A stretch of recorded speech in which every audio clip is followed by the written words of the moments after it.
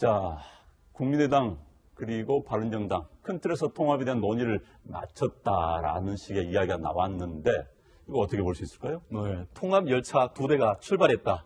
결국 조만간 두 대가 합칠 가능성은 매우 높다라고 생각을 합니다. 다만 그 시점이 언제가 될지, 구체적으로 그 과정에서 넘어야 될 산을 넘어야 될지에 대해서는 지금 여러 가지 설방설레가 있습니다만, 현실적으로 지금 안철수 대표와 지금 유승민 그 바른정당 대표가 그 통합의 의지가 명확하고 실질적으로 내년 6월 달에 있는 그 지방선거와 관련해서 승리하기 위한 필승 전략이와 같은 통합 전략이기 때문에 두 분의 의지가 강한 취지라고 한다고 하면은 결국 통합 열차는 두 대가 한 대로 붙을 수밖에 없다라고 봅니다. 다만 지금 내부적으로 이제 그 바른정당에 대해서는 큰 그 문제가 없습니다만 국민의당 내에서 이른바 호남 중진들의 반발이 상당히 강한 상황 속에서 과연 통합을 이뤄내는데 실질적인 그 39석과 11석이 합쳐져서 거의 뭐 그 50석이 될 것이냐, 아니면 그 과정에서 호남 그 중진이 이탈을 해서 그것이 또다시 어떤 바른 국민당이 한 40여 석의 어떤 중소정당으로 될 것이냐, 그 정도의 문제가 남은 것이 아닌가 생각합니다. 네, 그런데 문제는 국민의당입니다. 국민의당 통합 반대파들 연일 목소리를 높이고 있는데요. 직접 들어보시겠습니다. 안철수 새정치가 공당 국민의당을 사당으로 추락시키고 있습니다. 당에 금이 쩍쩍 가고 자기는 중도가 아니랍니다. 저는 어떤 경우에도 그 적폐연대에 당할 생각이 없습니다. 네, 뭐 이야기를 들어보시는 것처럼 이 통합파와 통합 반대파 간의 갈등이 만만치가 않습니다. 국민의당은 안철수 당대표의 재신임을 묻는 투표를 진행하기로 했는데요. 이 방식을 놓고 공방이 있다면서요? 그렇죠. 아마 우리가 일 안 하는 국회를 식물국회라 그러고 싸움하는 국회를 동물국회라 그러는데 아마 안철수 대표가 정치라고 하는 합의 과정을 거부하고 아마 수혜 정치로 가는, 아마 동물 통합을 하기 때문에 아마 바른정당의 통합 반대파 의원들이 강력하게 반발하는 것 같은데, 핵심적인 문제는 통합에 대한 의사결정은 전당대회를 통해서만 당원당규에서 규정하고 있습니다.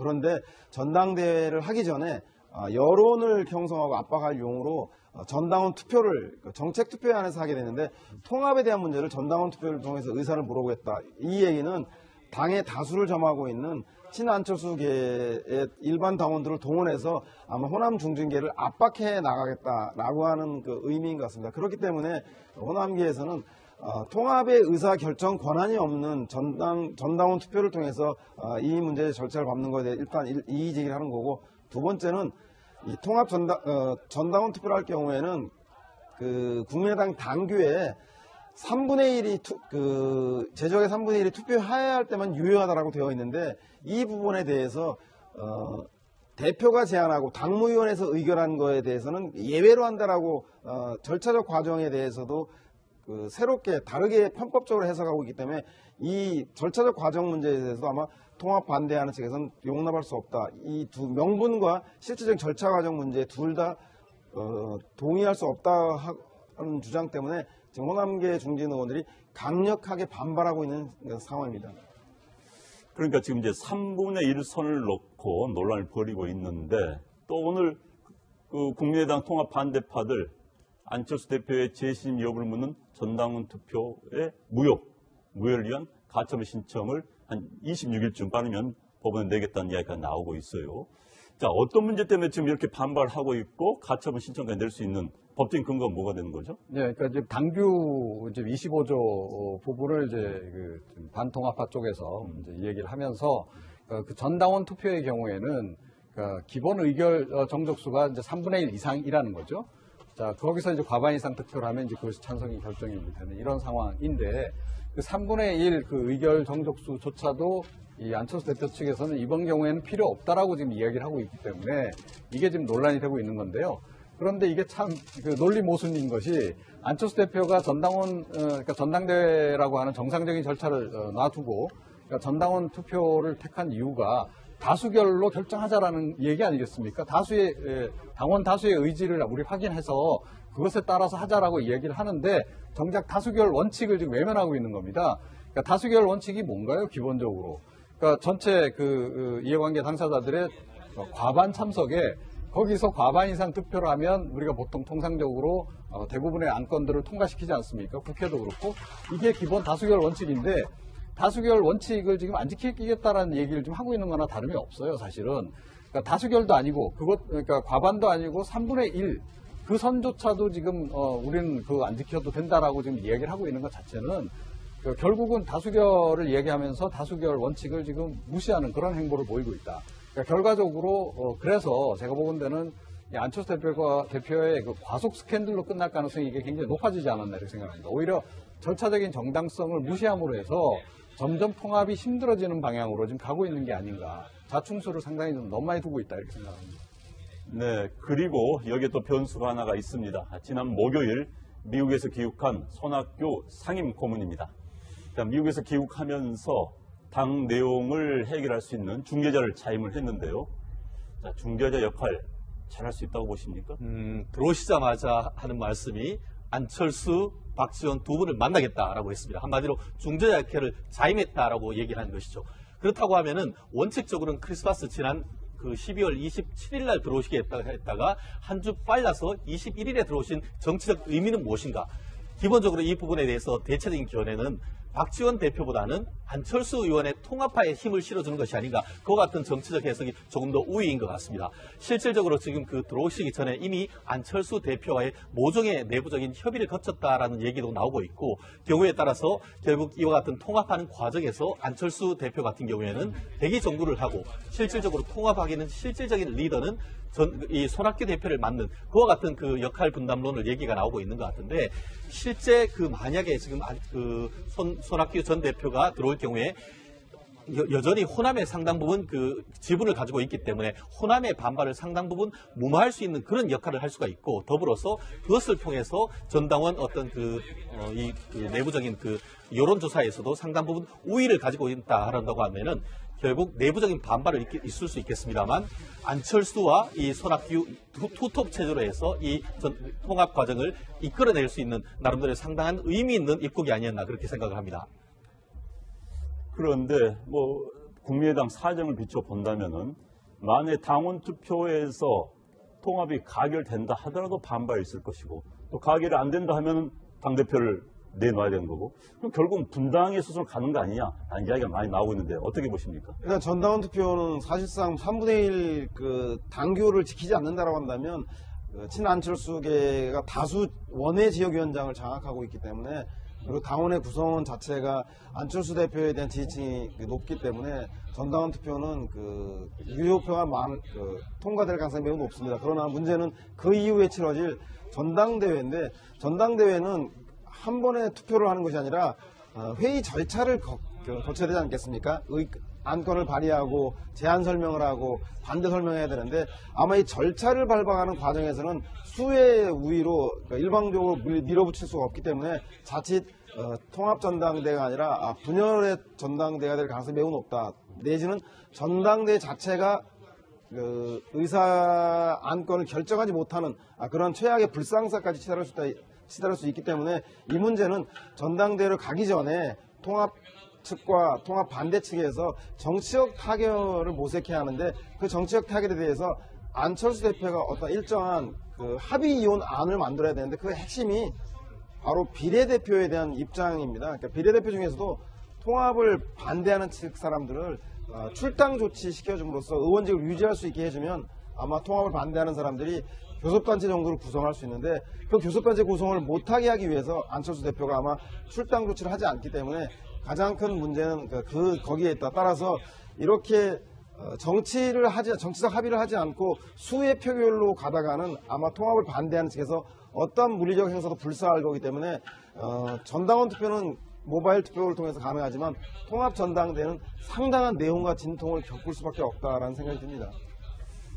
그리고 또 이제 국민의당 내부에서 이야기가 많이 나오고 있습니다만은, 유승민 대표가 바른정당의 정체성은 보수에 있다라고 하기 때문에 설사 국민의당 내부에서의 통합 과정이 순조롭게 이루어진다 하더라도 결국은 정체성 문제 때문에 또 문제가 생긴 거 아니냐, 이런 지적도 나오고 있어요. 어떻게 보십니까? 네, 그러니까 유승민 대표는 오래전부터 국민의당하고의 통합을 보수 통합이라고 계속 이야기해 왔습니다. 그러니까 이게 이제 안철수 대표, 그 다음에 이제 국민의당에 있는 그 호남 의원들하고 생각이 좀 다른 지점이죠. 그러니까 이쪽에서는 이번에 이제 귀국한 손학규 고문 같은 경우에도 중도 통합을 얘기를 했습니다. 그리고 개혁 중도 중심의 통합을 지금 이야기를 하고 있는데 이 말 나오기가 무섭게 지금 이제 유승민 대표가 보수 통합이다라고 지금 이야기를 하고 좀 나왔단 말이죠. 이건 뭐냐? 그러니까 결국은 안철수 대표 당신 보수 아니냐? 그러니까 당신하고 좀 보수 성향의 인물들은 우리하고 이렇게 뭐 통합하는 거 다 좋은데 나머지 사람들은 좀 정리하고 와줬으면 좋겠다라는 얘기를 하고 있는 거나 다름이 없거든요. 이게 유승민 대표 입장에서는 그럴 수밖에 없습니다. 만약에 지금 이제 국민의당이 39석의 의석 그대로 만약에 당대당 통합을 추진한다라고 했을 때 그러니까 유승민 대표 입장에서는 자기 지분이 굉장히 적어져요. 그리고 통합된 그런 그 새로운 신당에서 그러니까 본인의 입지를 찾기도 쉽지 않고 그래서 가능하면 좀 적게 받고 싶을 겁니다. 다만 원내 교섭단체는 유지되는 선 정도. 20명은 넘기되 가능한 한 국민의당에서 좀 덜 오기를 바라는 그런 심정이 있는 거죠. 자, 그런데 안철수 대표 생각은 또 다른 거죠. 그래서 생각하는 지점이 너무 다르다. 그래서 제가 보기에는 전당원 투표 지금 그 자체를 놓고 지금 논란입니다만 문제는 그 이유가 될 가능성이 훨씬 더 높다. 전당원 투표하고 뭐 전당대회 뭐 좀 무시하고 어찌됐건 뭐 이렇게 통합을 강행을 하더라도 통합추진위원회 내에서 통합 방식을 놓고 논의하는 과정에서 이게 사실은 깨질 가능성이 굉장히 높은 그런 그 통합 논의 과정이 지금 진행되고 있다 이렇게 생각을 합니다. 네, 어찌됐든 뭐 1월이 되면 야당의 분위기가 격동을 치지 않을까 싶습니다. 세 분간의 이야기 여기서 줄이도록 하겠습니다. 네, 고맙습니다. 그 바른정당에 대해서는 큰 그 문제가 없습니다만 국민의당 내에서 이른바 호남 중진들의 반발이 상당히 강한 상황 속에서 과연 통합을 이뤄내는데 실질적인 그 39석과 11석이 합쳐져서 거의 뭐 그 50석이 될 것이냐 아니면 그 과정에서 호남 그 중진이 이탈을 해서 그것이 또다시 어떤 바른국민당이 한 40여 석의 어떤 중소정당으로 될 것이냐 그 정도의 문제가 남은 것이 아닌가 생각합니다. 네, 그런데 문제는 국민의당입니다. 국민의당 통합 반대파들 연일 목소리를 높이고 있는데요. 직접 들어보시겠습니다. 안철수 새정치가 공당 국민의당을 사당으로 추락시키고 있습니다. 제적의 3분의 1이 투표해야 할 때만 유효하다라고 되어 있는데 이 부분에 대해서 대표가 제안하고 당무위원회에서 의결한 거에 대해서는 예외로 한다라고 절차적 과정에 대해서도 새롭게 다르게 편법적으로 해석하고 있기 때문에 이 절차적 과정 문제에 대해서도 아마 통합 반대하는 측에서는 용납할 수 없다. 이 두 명분과 실질적인 절차 과정 문제 둘 다 동의할 수 없다 하는 주장 때문에 지금 호남계 중진 의원들이 강력하게 반발하고 있는 상황입니다. 그러니까 지금 이제 3분의 1 선을 놓고 논란을 벌이고 있는데 또 오늘 그 국민의당 통합 반대파들 안철수 대표의 재신 여부를 묻는 통합에 대한 의사결정은 전당대회를 통해서만 당원당규에서 규정하고 있습니다. 그런데 전당대회를 하기 전에 여론을 형성하고 압박할 용으로 전당원 투표를 정책 투표에 한해서 하게 되는데 통합에 대한 문제를 전당원 투표를 통해서 의사를 물어보겠다. 이 얘기는 당의 다수를 점하고 있는 친안철수계의 일반 당원들을 동원해서 아마 호남 중진계를 압박해 나가겠다라고 하는 그 의미인 것 같습니다. 그렇기 때문에 호남계에서는 통합의 의사결정 권한이 없는 전당원 투표를 통해서 이 문제의 절차를 밟는 것에 대해 일단 이의제기를 하는 거고 두 번째는 이 통합 전당원 투표를 할 경우에는 그 국민의당 당규에 3분의 1이 자, 국민의당 그리고 바른정당 큰 틀에서 통합에 대한 논의를 마쳤다라는 식의 이야기가 나왔는데 이거 어떻게 볼 수 있을까요? 네, 통합 열차 두 대가 출발했다. 결국 조만간 두 대가 합칠 가능성은 매우 높다라고 생각을 합니다. 다만 그 시점이 언제가 될지 구체적으로 그 과정에서 넘어야 될 산을 넘어야 될지에 대해서는 지금 여러 가지 설방설레가 있습니다만 현실적으로 지금 안철수 대표와 지금 유승민 그 바른정당 대표가 그 통합의 의지가 명확하고 실질적으로 내년 6월 달에 있는 그 지방선거와 관련해서 승리하기 위한 필승 전략이와 같은 통합 전략이기 때문에 두 분의 의지가 강한 취지라고 한다고 하면은 결국 통합 열차는 두 대가 한 대로 붙을 수밖에 없다라고 봅니다. 다만 지금 내부적으로 이제 당에 금이 쩍쩍 가고 자기는 중도가 아니랍니다. 저는 어떤 경우에도 그 적폐연대에 당할 생각이 없습니다. 네, 뭐 이야기를 들어보시는 것처럼 이 통합파와 통합 반대파 간의 갈등이 만만치가 않습니다. 국민의당은 안철수 당대표의 재신임을 묻는 투표를 진행하기로 했는데요. 이 방식을 놓고 공방이 있다면서요? 그렇죠. 아마 우리가 일 안 하는 국회를 식물 국회라 그러고 싸움하는 국회를 동물 국회라 그러는데 아마 안철수 대표가 정치라고 하는 합의 과정을 거부하고 아마 수혜 정치로 가는 아마 동물 통합을 하기 때문에 아마 바른정당의 통합 반대파 의원들이 강력하게 반발하는 것 같은데 핵심적인 문제는